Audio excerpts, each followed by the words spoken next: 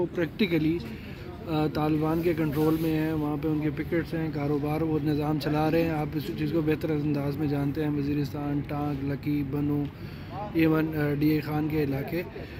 आप क्या समझते हैं कि 20 साल दहशतगर्दी के ख़िलाफ़ जो जंग लड़ी गई उसमें कौन मेन डबल गेम करता रहा है? आर्मी जितने ऑपरेशन किए, क्या वो सिर्फ फेक ऑपरेशन थे कि अभी तक वो सेटल्ड एरियाज़ में बाकायदा अपने दफ्तर चला रहे हैं, निज़ाम ज़िंदगी चला रहे हैं? देखिए, ये टेक ओवर सिर्फ जनूबी अजला तक महदूद नहीं है। गन डिवीज़न और स्वात की हालत भी आपने देखी है, बाजावड़ की हालत भी देखी है, पेशावर की हालत भी आपने देखी है। पिछले दिनों भी एक पुलिस स्टेशन पर उन्होंने हमला किया और आज भी पुलिस लाइन में तो सिचुएशन तकरीबन हर तरफ एक ही है। जहाँ तक डबल गेम की बात की है तो वो अमेरिका से लेकर हमारी फ़ौज तक सब ने डबल गेम के लिए। अमेरिका ने भी अफगानिस्तान में डबल गेम के लिए उन्होंने कभी दिल से इरादा नहीं किया था कि यहाँ पर हम तालिबान को ख़त्म करेंगे और यहाँ पर या ना वो तालिबान को ख़त्म करने यहाँ पर आए थे। उनके अपने स्ट्रेटेजिक इंटरेस्ट है, वो तो उसी के मुताबिक अपनी पॉलिसी करेंगे। लेकिन हमने क्या किया?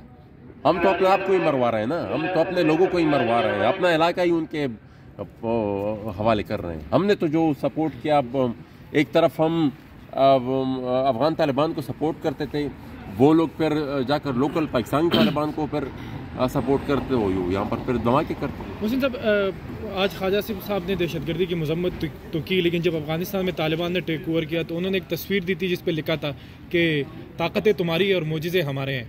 इस पर आप क्या कहते हैं?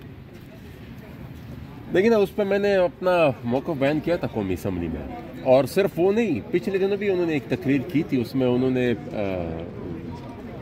भी कुछ इस तरह के ही राय का इजहार किया था। तो मैंने आपके इंटरव्यू के शुरू में कह दिया था कि जितने भी पाकिस्तान की बड़ी मेन स्ट्रीम सियासी पार्टियां हैं उन सब का मौक़िफ़ इस बारे में एक ही जैसा है। पीपल पार्टी की सरबराह ने भी उस दिन ये कहा कि वो एक हकीकत है और यह एक फितना है। ये दोनों एक ही सिक्के के दो रुख हैं।